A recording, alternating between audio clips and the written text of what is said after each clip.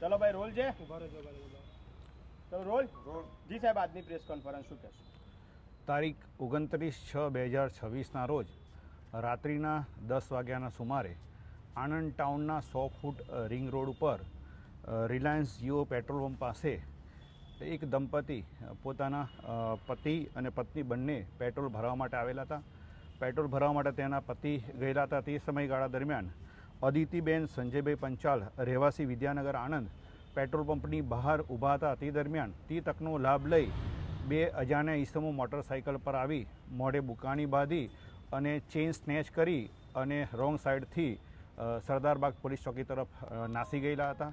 બનાવની જાણ થતાં તાત્કાલિક આણંદ ટાઉન પીઆઈ કંડોરિયા સાહેબ, ડી સ્ટાફના પીએસઆઈ ઝાલા તથા એલસીબીના પીએસઆઈ ચૌહાણ, પીએસઆઈ રાણા તથા એલસીબીની ટીમ ઘટના સ્થળે પહોંચી ગયેલી હતી. આ પ્રકારના બનાવો નજર સામે બનતા હોય છે અને એની પબ્લિકની અંદર ઇમ્પેક્ટ પણ વધારે પડતી હોય છે. તો આવા ગુનાઓ ડિટેક્ટ કરવા માટે અમદાવાદ રેન્જના પોલીસ મહાનિરીક્ષક શ્રી રાઘવેન્દ્ર વત્સ સાહેબે અવારનવાર સૂચના આપેલી છે.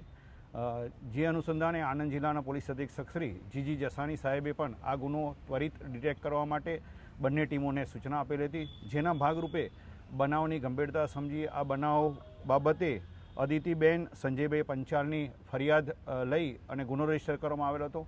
આ ગુનો રાત્રિના સમયે બનેલો હોય, ચેઇન સ્નેચર છે, બુકાની બાંધીને આવેલા હોય અને મોટરસાઇકલનો નંબર કોઈએ જોયેલો ન હોય.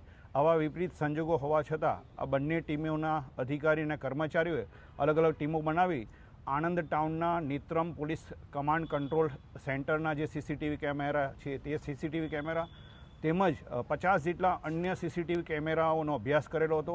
આ અભ્યાસ ઉપરથી મોટરસાઇકલનો નંબર અલગ અલગ